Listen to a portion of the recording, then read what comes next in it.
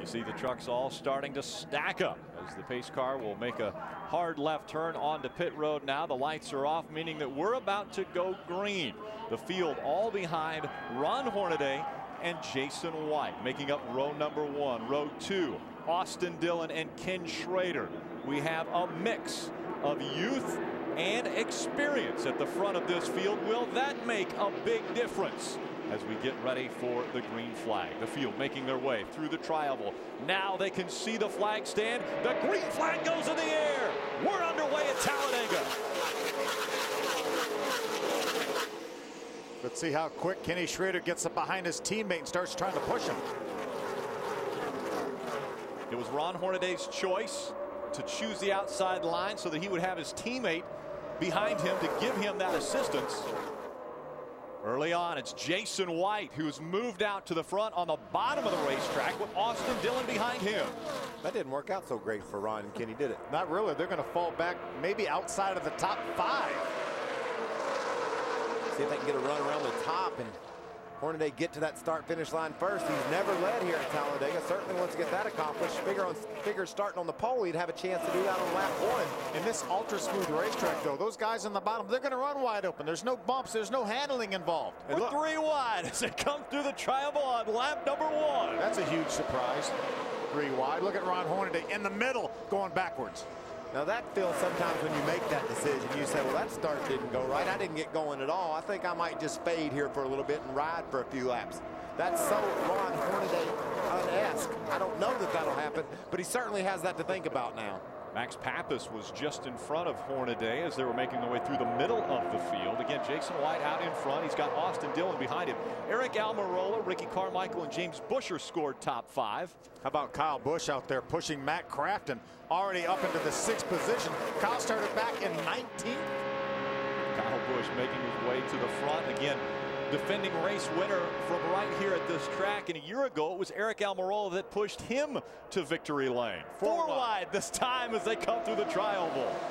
Kyle Busch has found him a friendly bumper to push on there. He's just bumping Matt Crafton right along. They're up beside Austin Dillon for that 2nd spot. Looks like they're going to make a move for the lead.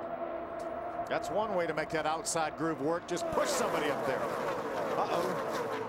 Somebody made it 3 wide. Is that Hornaday to the outside of Busch? How about Hornaday coming back now? Big run on the outside for Ron Hornaday. Can he make it work? He's going to need some help up there. He has some right now. Max Pappas. No, that's Todd Bodine right behind Ron Hornaday. Todd Bodine trying to push Ron Hornaday. Those 2 trucks lose a little bit of the momentum they had, and you see that inside line make a surge once again. Watch this yellow truck with Kyle Busch tucked right up under the back of him. They're going to take it 3 wide in the tri-oval.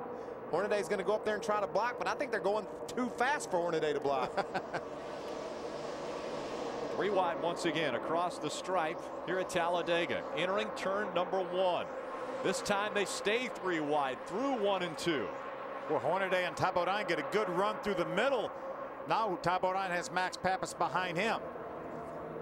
Jason White hugging that double yellow line. You can't go below it, and he doesn't want anyone to get on the inside of him. Ray Dunlap.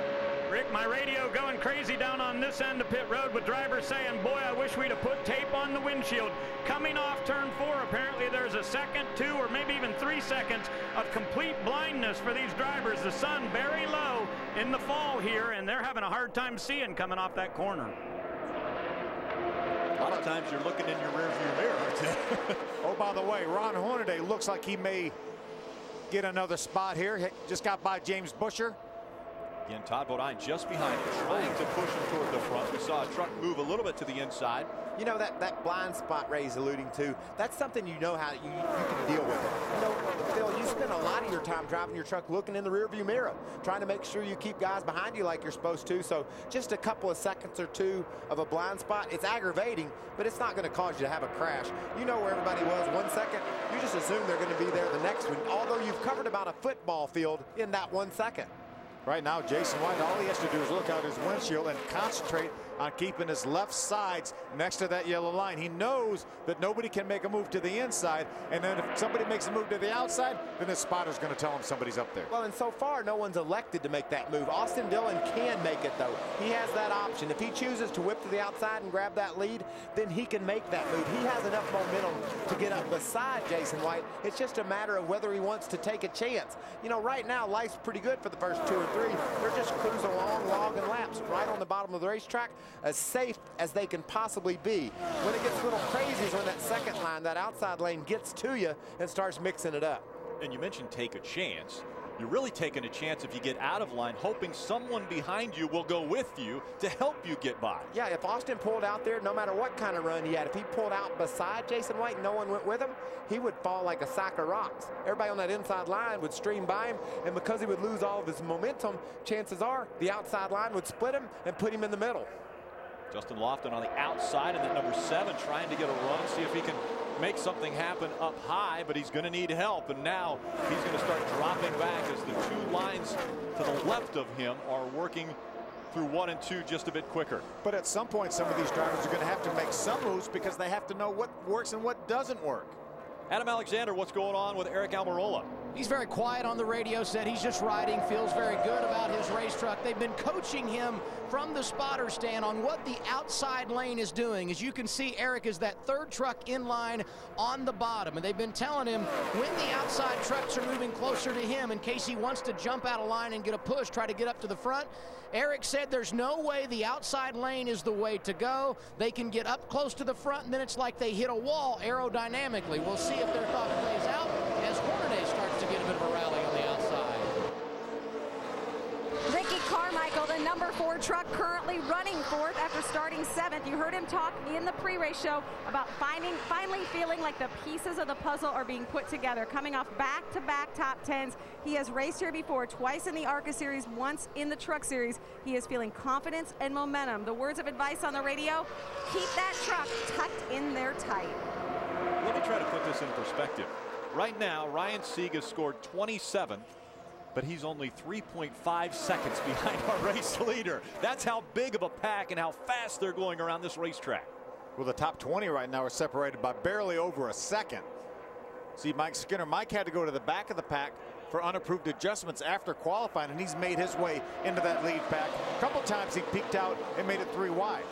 It looks as though we're starting to see some uniformity on that outside line. We've got Hornaday out front, Todd Bodine back behind him, Max Pappas behind him, and here we see Kyle Busch way back, maybe almost losing the draft behind this group. No, they haven't anywhere near lost the draft, Rick, but they've just decided to hang out. That's what it looks like when you're just goofing off. They're not goofing off, they're strategizing. That's what they're planning on doing to try to make sure that if this 3-wide mess up ahead of them doesn't work, they can avoid the crash. But yet they're close enough to where they can suck right up if they get all uniform tightened up and want to. And they just don't want to catch up right now. And remember, really early on, we saw Kyle Busch push Matt Crafton towards the lead. He wanted to see if he could do that. He saw that he could, then he backed off. Now, right now, he's running way, way back in about the 23rd position. That time across the stripe, Hornaday scored 2nd. That outside line is coming.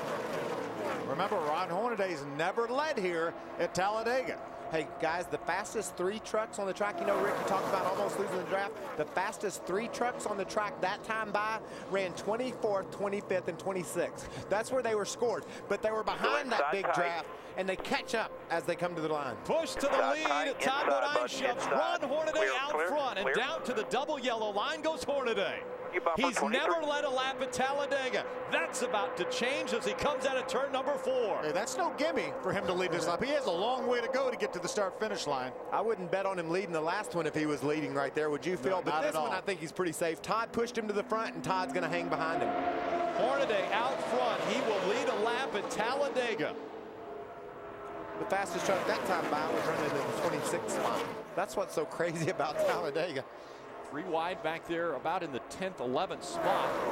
Hornaday out in front of this field, and now we're starting to see a lot of guys move to the bottom of the track that had been running in that second line. And remember, we saw drafting speed during practice yesterday that were 12 miles an hour faster than what these trucks qualified on the pole with.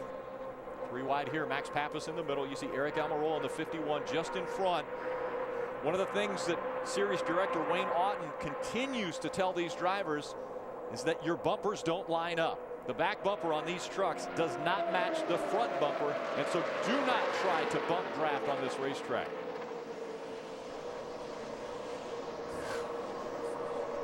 So Hornaday, after starting on the pole, he dropped back all the way, almost a 10th. Jason White was out in front for numerous laps, but now Hornaday has flexed his muscles. He is back in front of the field at Talladega. Stay with us.